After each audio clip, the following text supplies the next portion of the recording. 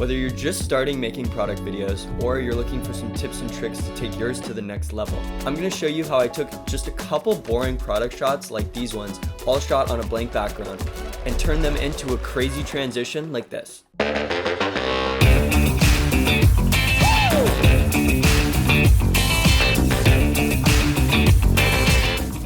Now I know this may look like it's pretty complicated, but I'm gonna break it down into just 5 simple steps that I was able to do entirely within Premiere Pro. You're also able to do these in just about any other professional editing software, whether that's Final Cut or DaVinci Resolve. So I'm gonna try and keep this as simple as I can and break it down into 5 steps for you. Let's get into it.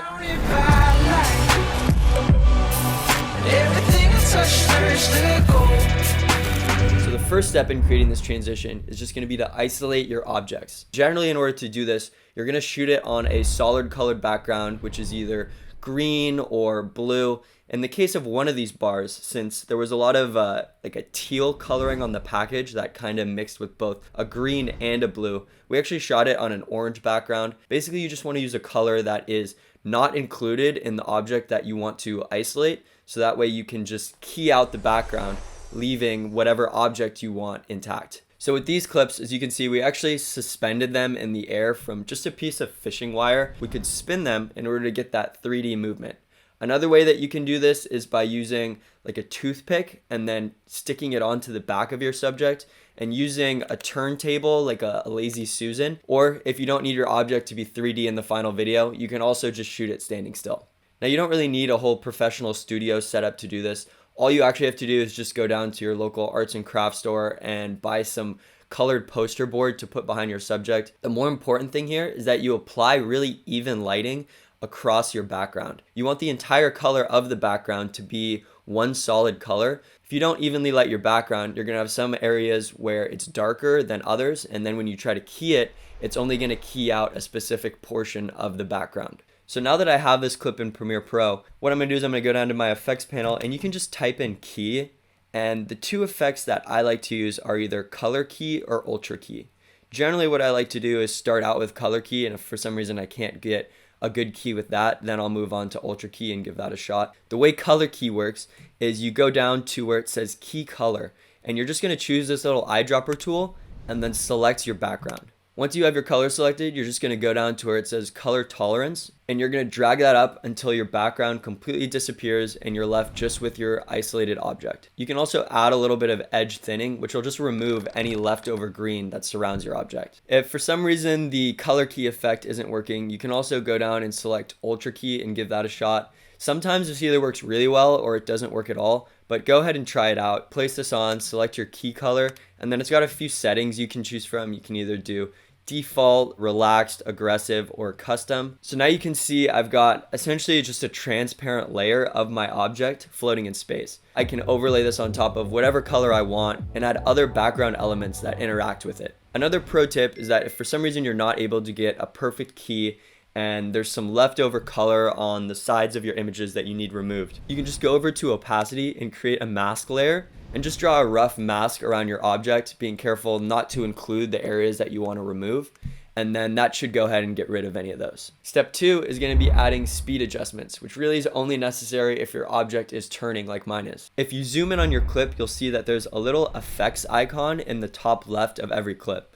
If you just right click on that and you go down to time remapping, you can select speed. Once you have time remapping enabled, you can just go to the point in your clip where you want it to start slowing down, and then go over to your effects panel and you're going to hit this little keyframe icon next to speed. Now what you're going to see is that it adds these 2 little handles onto your clip, and basically what this is the duration of your speed adjustment. Once you have your duration set for these, you're just going to go over to the horizontal line that's on your clip, and I'm going to drag that line up. This is going to adjust the starting speed of my clip. So I'm just going to bring that up somewhere maybe around 250. As you can see, it's transitioning from fast at the beginning of the handle, and then it goes all the way down to normal speed by the end of the handle, which is set at 100%. Also, if you click on the middle of these handles, you can drag the entire speed ramping so you can place it anywhere you want in the clip. Now that I have that one set, I'm also going to go to the end of my clip and do the same thing there so that it goes from normal speed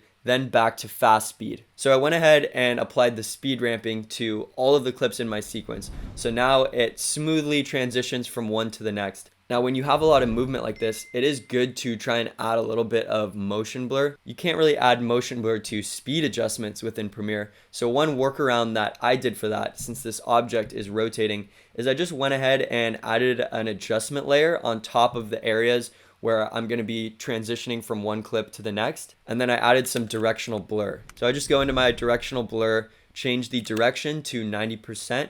And then I'm going to keyframe the blur length. So it starts out at 0 and then goes to a higher percentage in the middle and then back down to 0 at the end. As the clip's speeding up, I want it to gradually add motion blur until it gets to the fastest point and then gradually take it away until it slows back down to normal speed. Once again, if you just shot your product stationary and it's not moving around like this, then you don't need to worry about this step. Step 3 is going to be adding your background. So this part's pretty simple. I'm just going to go over here and go to my project panel.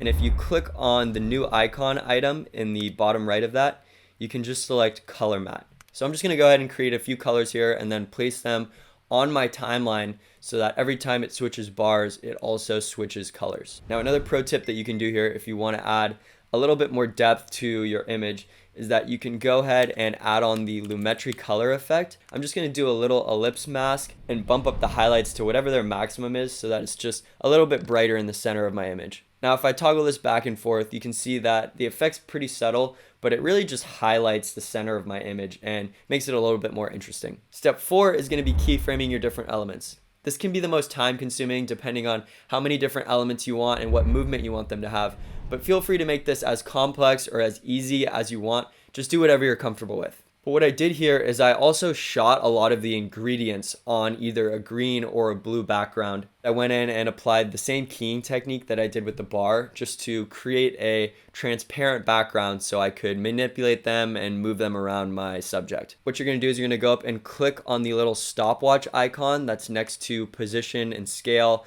and rotation if you'd like to add any rotation. And this is going to add keyframe points, which basically tracks the positioning of the object at that specific point in time. Now, if you just add the keyframes, what it's going to do is it's going to do a linear position change. If you want it to ramp so it starts moving fast and then slows down, click on this little arrow over next to where it says position, scale, rotation, whichever one you're trying to modify.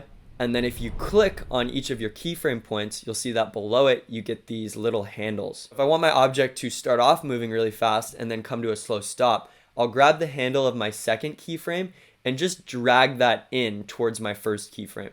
If I want my object to start off slow and then end fast, I'll do the opposite. So I grab the handle of the first keyframe and move that over to the right. Finally, if you want it to start off moving slow, then move really fast and then come to a gradual slowdown again, you can just grab the handles from both keyframes and drag those towards the center.